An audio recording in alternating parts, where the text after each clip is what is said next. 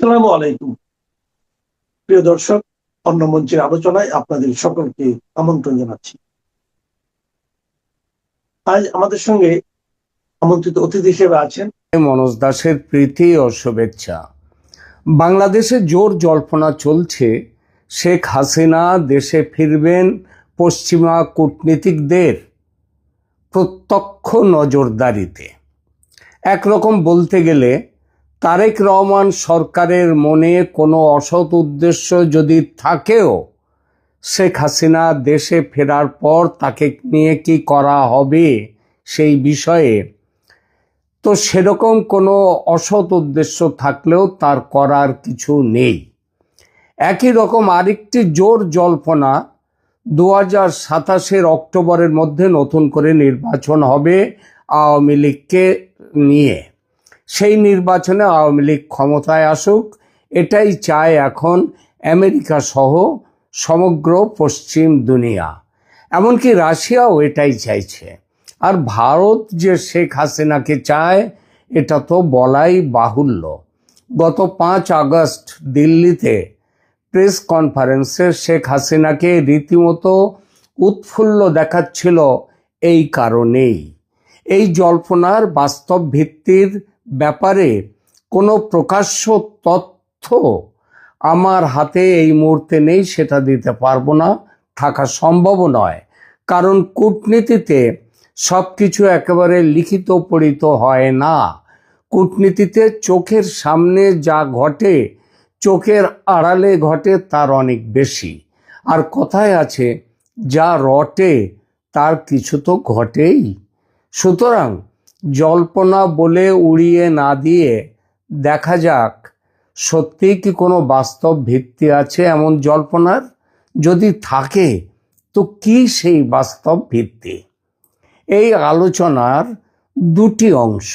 এক, পৃথিবীর কোন কোন দেশ কেন হাসিনাকে ফেরাতে চাইছে, এবং দ্বিতীয় অংশ, বাংলাদেশের সাধারণ মানুষ যে জল্পনা করছে তারাও কি চায় হাসিনা দেশে ফিরুন, তিনি ক্ষমতায় আসুন। কেন চায়? শেখ হাসিনার দেশে ফেরা, পশ্চিমা ডিপ্লোম্যাটদের পর্যবেক্ষণ এবং 2027 সালের মধ্যে সব দলের অংশগ্রহণে সম্ভাব্য নির্বাচন নিয়ে রাজনৈতিক বিশ্লেষণে নানা জল্পনা কল্পনা তৈরি হয়েছে। গত 5 আগস্ট দিল্লিতে আয়োজিত ভার্চুয়াল প্রেস ইন্টারঅ্যাকশনে শেখ হাসিনার বক্তব্য এবং ডিসেম্বরের মধ্যে দেশে ফেরার ঘোষণা এই আলোচনাকে নতুন মাত্রা দিয়েছে। এই ধরনের জল্পনা কল্পনা তৈরি হওয়া বা রাজনৈতিক অঙ্গনে তা আলোচনার কেন্দ্রবিন্দুতে আসার পেছনে থাকে অনেক ভৌগোলিক, রাজনৈতিক, কৌশলগত কারণ। আন্তর্জাতিক পরাশক্তি যারা মাত্র 2 বছর আগে অনেক ষড়যন্ত্র করে ক্ষমতাচ্যুত করেছিল শেখ হাসিনাকে, তারা যদি আবার এখন সেই শেখ হাসিনাকে ক্ষমতায় ফিরিয়ে আনতে চায় তাহলে মানতেই হবে বড় কিছু পরিবর্তন ঘটে গেছে। বিকল্প সরকারের কাছে যে প্রত্যাশা ছিল সেটা পূরণ হয়নি, এটা একটা বড় কারণ। পশ্চিমা শক্তি কেন চলে গিয়েছিল শেখ হাসিনার বিরুদ্ধে? কারণ তাদের অভিযোগ ছিল শেখ হাসিনার আমলে যেসব নির্বাচন হয়েছে সেটা অস্বচ্ছ নির্বাচন। তিনি গণতন্ত্রের অপব্যবহার করে ক্ষমতা আঁকড়ে রেখেছেন, এই ছিল অভিযোগ। তার দেশে আইনের শাসন নেই, হাসিনা আমেরিকার কথা মতো চলেন না, তিনি মার্কিন তথা পশ্চিমা স্বার্থের অনুকূল নন। সুতরাং যে মেটিকুলাস ডিজাইনের কথা স্বয়ং বলেছেন ইউনূস, সেই ডিজাইন পশ্চিমের পরাশক্তিরা মিলেমিশে কার্যকর করেছিল বাংলাদেশে, এটা অনেকেরই দৃঢ় বিশ্বাস। শেখ হাসিনা চলে গেলেন, তারপর কি হলো? মার্কিন যুক্তরাষ্ট্র, ইউরোপীয় ইউনিয়ন সাধারণত একক কোনো দলের প্রতি বা ব্যক্তির প্রতি সমর্থন দেওয়ার চেয়ে রাজনৈতিক প্রক্রিয়ার আন্তর্জাতিক গ্রহণযোগ্যতা ও তার স্থায়িত্ব নিশ্চিত করতে বেশি আগ্রহী। যে কোনো নির্বাচন যদি দেশের অন্যতম বড় রাজনৈতিক দলকে সম্পূর্ণ বাইরে রেখে অনুষ্ঠিত হয়, যেটা তারা বলেন 2024 এবং তার আগের নির্বাচনেও বিএনপিকে বাইরে রেখে হয়েছিল বলে তাদের অভিমত। সুতরাং সেটা যদি হয়ে থাকে তাহলে আন্তর্জাতিক মানদণ্ডে সেসব নির্বাচন প্রশ্নবিদ্ধ হয়। পশ্চিমা কূটনীতিকদের নজরদারির বিষয়টি মূলত একটি গ্রহণযোগ্য ও সহিংসতামুক্ত নির্বাচনের কাঠামোর ইঙ্গিত হিসেবে বিশ্লেষকদের আলোচনায় উঠে এসেছে এবার।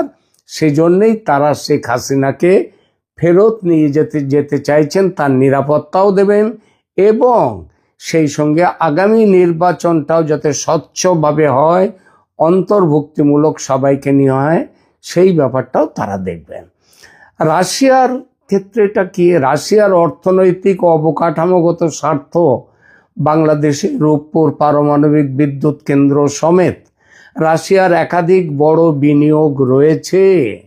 মস্কো সব সময় রাজনৈতিক ধারাবাহিকতা ও এমন এক সরকারের উপস্থিতি পছন্দ করে যা বিগত চুক্তিগুলোর বিশ্বস্ততা বজায় রাখে। ভারতের নিরাপত্তাগত কৌশলগত অবস্থানটা কি? ভারত দীর্ঘমেয়াদে তার পূর্ব সীমান্তে একটি বন্ধুত্বপূর্ণ ও স্থিতিশীল সরকার দেখতে চায়। ঐতিহাসিকভাবে আওয়ামী লীগের সাথে ভারতের গভীর নিরাপত্তা ও রাজনৈতিক সম্পর্ক রয়েছে। দিল্লি বিশ্বাস করে যে আঞ্চলিক সন্ত্রাসবাদ দমন এবং উত্তর পূর্ব ভারতের নিরাপত্তার স্বার্থে বাংলাদেশে একটি স্থিতিশীল রাজনৈতিক সমঝোতা জরুরি। শেখ হাসিনার পতনে ভারত ও রাশিয়ার কোনো ভূমিকা ছিল না, ওটা ছিল একান্তভাবেই আমেরিকা ও পশ্চিমা শক্তির খেলা। কিন্তু শেখ হাসিনার পতনে পশ্চিমা শক্তি যা চেয়েছিল তা তো পেলই না, উল্টে অবস্থা আরও খারাপ হলো। আইনের শাসন একেবারে ভেঙে পড়ল। স্বচ্ছ সুস্থ গণতন্ত্র যতটা ছিল শেখ হাসিনার আমলে, সেটাও চলে গেল ইউনূসের আমলে। অক্ষম প্রশাসনে দেশের অর্থনীতি মুখ থুবড়ে পড়ল। বিচার বিভাগ আক্রান্ত মবক্রেসির হাতে। মব যাকে খুশি তাকে মারছে, বিচার নেই। সংবাদপত্রের স্বাধীনতা নেই। নতুন বিপদ হলো ধর্মীয় মৌলবাদের প্রচণ্ড বিস্তার এবং আমেরিকার চাওয়াকে অগ্রাহ্য করে চীনের সঙ্গে অতিমাত্রায় দহরম মহরম। আর এই সব কিছু নিট রেজাল্ট, চীন বাদে সমস্ত পরাশক্তি একজোটে সিদ্ধান্ত নিয়েছে বাংলাদেশকে বাঁচাতে শেখ হাসিনাকে চাই। বড় কারণ আওয়ামী লীগের দীর্ঘ ট্র্যাক রেকর্ড, দৃঢ় ও শক্ত ভোট ব্যাংক। দীর্ঘ 15 বছরের বেশি সময় ক্ষমতায় থাকার কারণে দেশের প্রশাসন, ব্যবসা বাণিজ্য, গ্রাসরুট লেভেল রাজনৈতিক কাঠামোর একটা নির্দিষ্ট অংশে আওয়ামী লীগের সমর্থন ভিত্তি রয়ে গেছে। রাজনৈতিক বিশ্লেষকদের মতে একটি বৃহৎ জনগোষ্ঠীকে দীর্ঘকাল রাজনৈতিক প্রক্রিয়ার বাইরে রাখলে তা দেশে স্থায়ী রাজনৈতিক অস্থিতিশীলতা বা চরমপন্থার জন্ম দেবে। আইনি প্রক্রিয়া ও আন্তর্জাতিক পর্যবেক্ষণ, শেখ হাসিনার সমর্থক ও বেশ কিছু আন্তর্জাতিক বিশ্লেষক নিরপেক্ষ, তারাও মনে করেন আইনি লড়াই ও আন্তর্জাতিক কূটনৈতিক মধ্যস্থতার মাধ্যমে একটি মধ্যবর্তী সমাধানের রাস্তা খোঁজা হতে পারে, যেখানে সরাসরি ক্ষমতা হস্তান্তর না হলেও রাজনীতিতে অংশগ্রহণের সুযোগ তৈরি হতে পারে।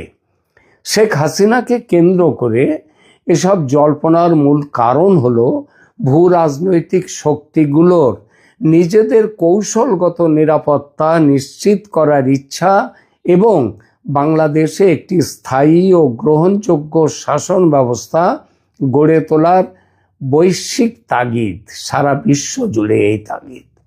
বোঝা গেল কেন পশ্চিমা বিশ্ব চাইছে যে শেখ হাসিনা ক্ষমতায় ফিরুন।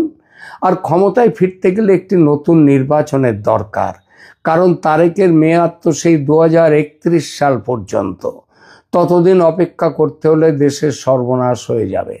তাই তারা শেখ হাসিনার দেশে ফেরা যাতে নিরাপদ হয় এবং তার ক্ষমতা গ্রহণ যাতে দ্রুত হয় সেই ব্যবস্থাপনা করতেই পারে। এবার আসি আমাদের আলোচনার দ্বিতীয় পর্বে। বাংলাদেশের মানুষ এই বিষয়টা কোন চোখে দেখছে?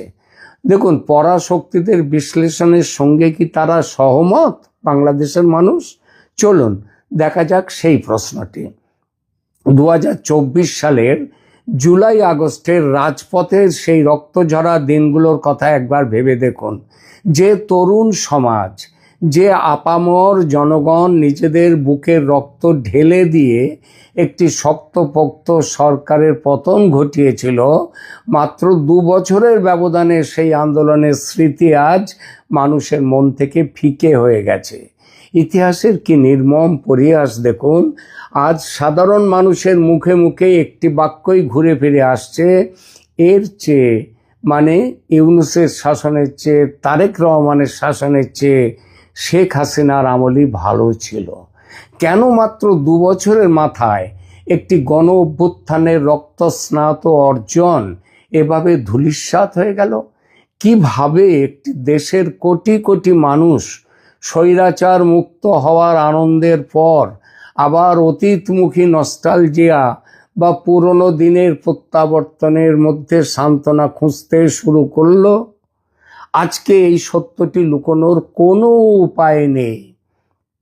আজ আমাদের অত্যন্ত সোজা সাপটা ভাষায় এই গণ হতাশার নেপথ্য কারণগুলো বিশ্লেষণ করতে হবে, এবং সেটা বিশ্লেষণ করলে আমরা জানতে পারবো, বুঝতে পারবো কেন পশ্চিমা শক্তির এবং অন্যান্য পরাশক্তিদের যে পরিকল্পনা বাংলাদেশকে নিয়ে, অর্থাৎ শেখ হাসিনাকে ফিরিয়ে এনে নতুন নির্বাচনের ব্যবস্থা করে আবার যাতে ক্ষমতা তার হাতে ফেরে, সেই ব্যবস্থা কেন দেশের মানুষ সমর্থন করছে সেইটা বলা।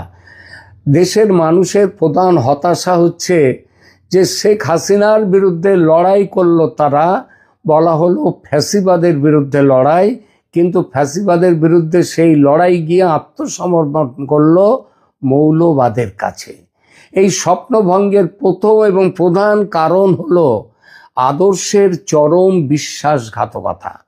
জুলাইয়ের আন্দোলন জন্ম নিয়েছিল ফ্যাসিবাদের বিরুদ্ধে একটি বৈষম্যহীন গণতান্ত্রিক এবং অন্তর্ভুক্তিমূলক বাংলাদেশ করার অঙ্গীকার নিয়ে, কিন্তু ক্ষমতা বা নির্বাচনের অঙ্ক মেলাতে গিয়ে আন্দোলনের নেতৃত্ব পরবর্তী রাজনৈতিক শক্তিগুলো তারা হাত মেলালো ধর্মীয় মৌলবাদী গোষ্ঠীগুলোর সাথে।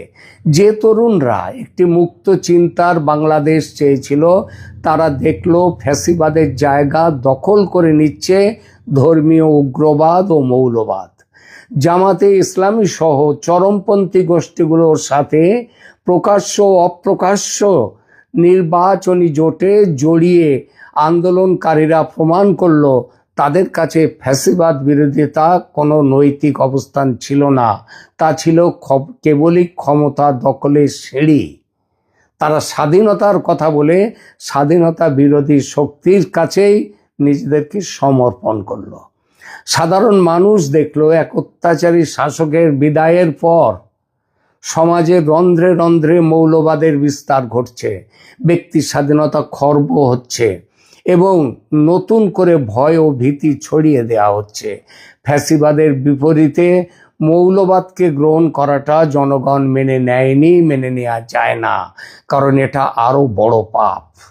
দ্বিতীয়ত, নেতৃত্বের পচন, দুর্নীতি এবং অন্তর্বর্তী সরকারের ব্যর্থতা। এইসব কারণ, এর পরের কারণটি আরও করুন। বৈষম্য বিরোধী আন্দোলনের যেসব তরুণ নেতাদের একসময় সাধারণ মানুষ মাথার উপর তুলে রেখেছিল, রাতারাতি তাদের বিরুদ্ধে চরম দুর্নীতির অভিযোগ উঠতে শুরু করলো। রাজপথের লড়াকু নেতাদের রাতারাতি বিলাসী জীবনযাপন, ক্ষমতার অপব্যবহার, চাঁদাবাজি, বিভিন্ন আর্থিক কেলেঙ্কারিতে জড়িয়ে পড়ার খবর যখন প্রকাশ্যে এলো, তখন জনগণের মোহভঙ্গ হতে সময় লাগলো না। আন্দোলনের ঐক্য ভেঙে খান খান হয়ে গেল। মূলধারার নেতারা একে একে দল ছেড়ে চলে গেলেন। অভ্যন্তরীণ কোন্দল আর ক্ষমতার ভাগাভাগি নিয়ে কাদা ছোড়াছুড়ি হয়ে উঠল প্রতিদিনের ঘটনা। আর এর ওপর ভিত্তিপ্রস্তর স্থাপন করেছিল তৎকালীন মোহাম্মদ ইউনূসের অন্তর্বর্তী সরকার। তারা দেশে আইন শৃঙ্খলা প্রতিষ্ঠা করতে সম্পূর্ণ ব্যর্থ, অর্থনীতি সচল রাখতে পারেনি, বিচার ব্যবস্থাকে নিরপেক্ষ রাখতে পারেনি। রাষ্ট্র পরিচালনায় অন্তর্বর্তী সরকারের এই চরম অদক্ষতা এবং রাজনৈতিক অদূরদর্শিতা আজকের এই অরাজক পরিস্থিতির জন্ম দিয়েছে। আমেরিকা তবু চেষ্টা করেছিল ইউনূসকে হটিয়ে নতুন নেতা নিয়ে এসে পরিস্থিতি সামাল দিতে। এলেন তারেক রহমান। অন্তর্বর্তী সরকারের পর তারেক রহমানের নেতৃত্বাধীন সরকার ক্ষমতায় এসেও জনগণের এই মৌলিক আস্থা ফিরিয়ে আনতে পারল না, বরং সংকট আরও ঘনীভূত হলো। মৌলবাদ দমনে এই তারেক সরকারের অক্ষমতা, অনিচ্ছা নতুন করে বলার কিছু নেই। সংসদে বিরোধী দল হিসেবে শক্তিশালী আসনে বসে থাকা জামায়াতে ইসলামী এবং রাজপথের মৌলবাদী শক্তিকে নিয়ন্ত্রণ করার ক্ষমতা বা ইচ্ছা কোনোটাই বর্তমান তারেক সরকারের নেই। ভোট ব্যাংক হারানোর ভয়ে কিংবা রাজপথের বিশৃঙ্খলার ভয়ে সরকার মৌলবাদীদের সামনে নতজানু নীতি গ্রহণ করেছে। কৌশলগত ভুল চীন নীতি। অর্থনৈতিক সংকট সামাল দিতে সরকার বেজিংয়ের দিকে অতিরিক্ত ঝুঁকে পড়ল। বাংলাদেশ ফার্স্ট পররাষ্ট্র নীতির নামে চীনের সাথে যে মাত্রাতিরিক্ত মাখামাখি শুরু করেছে তারেক সরকার, তা দেশের আঞ্চলিক ও ভূ রাজনৈতিক ভারসাম্যকে পুরোপুরি ধ্বংসের মুখে ঠেলে দিয়েছে। আর এর পরিণতি কি হচ্ছে? দেশে ধর্মীয় উগ্রবাদের উত্থান এবং ভূ রাজনৈতিকভাবে চীনের প্রতি একক নির্ভরতা, এই দুইয়ের সমন্বয়ে বাংলাদেশ আজ আন্তর্জাতিক অঙ্গনে মারাত্মক এক অনিশ্চয়তার মুখে পড়েছে। আর এখানেই ভারত, পশ্চিমা বিশ্ব, রাশিয়ার হিসাব নিকাশ এসে মিলে যাচ্ছে এক জায়গায়।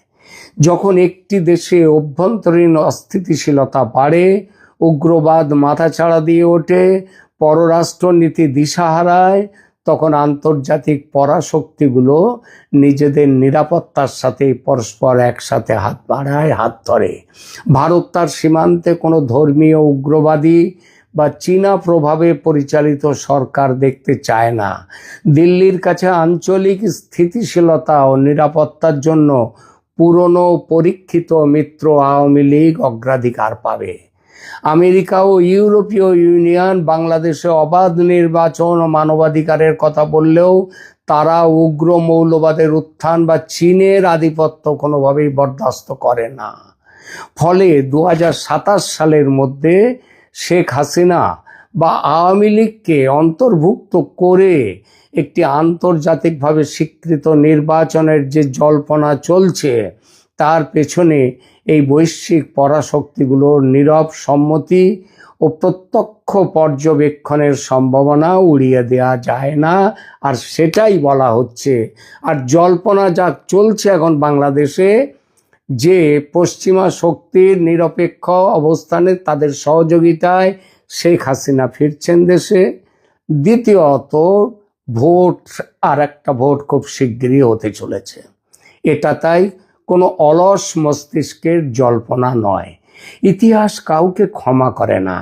গণ অভ্যুত্থানের মাধ্যমে জড়িত যে সমস্ত অর্জিত যে সুযোগগুলো, সেগুলো যখন দুর্নীতির মাধ্যমে কলঙ্কিত করা হয়, যখন ফ্যাসিবাদের একটা স্ট্যাম্প লাগিয়ে তার বিকল্প হিসেবে ধর্মীয় উগ্রবাদকে মেনে নেওয়া হয়, তখন সাধারণ মানুষ অতিষ্ঠ হয়ে ওঠে।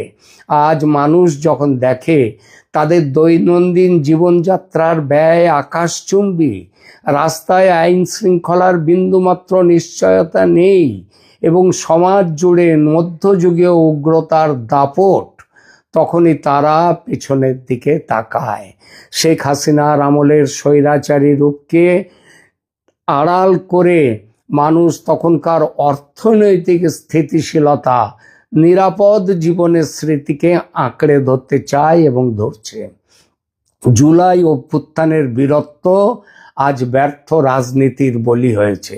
আর এই ব্যর্থতার সুযোগেই রাজনীতিতে শেখ হাসিনার প্রত্যাবর্তন এবং 2027-এর নির্বাচনকে ঘিরে বৈশ্বিক পরাশক্তিগুলোর নতুন ছক আজ এত জীবন্ত ও বাস্তব রূপ লাভ করেছে। অর্থাৎ হাসিনা ফিরছেন খুব শীঘ্রই, ডিসেম্বরের আগেই, ডিসেম্বরের মধ্যেই, আর তারপরে খুব শীঘ্রই একটি ভোটও হচ্ছে। আজকে এখানেই রাখছি। ধন্যবাদ।